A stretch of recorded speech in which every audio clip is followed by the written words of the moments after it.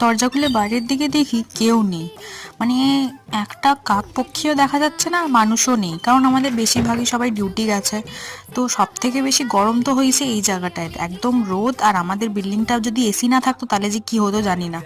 অফিসে যারা যারা ছিল তারা সবাই চলে গেছে খেতে, তাই জন্য আমি বেঞ্চের ওপরে চেয়ারের ওপরে সুন্দর করে একদম শুয়ে বসে দিন কাটাচ্ছি আর কি, যাকে বললে আমার নিজেরও খুব হাসি পাচ্ছে, কিন্তু কি বলবো আর। তারপরে টিফিনও খাচ্ছিলাম একটুখানি ভালো করে বসে বসে।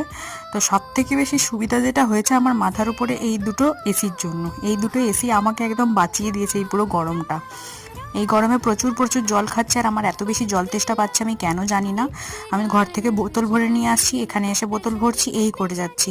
তারপর খাওয়া শেষে গিয়েছিলাম হাত ধুতে, আর জলে হাত দিতে ওরে বাবারে হাত আমার গেল জ্বলে, এত গরম জল কি যে বলবো। কিন্তু যাই হোক, একটুখানি জলটা খুলেই রাখলাম, এদিকের কাজগুলোতে যদি একটু জল পাই সেই কারণের জন্য। তো চলো আবার ভেতরে গিয়ে বসি, আজকের মতন এখানে টাটা।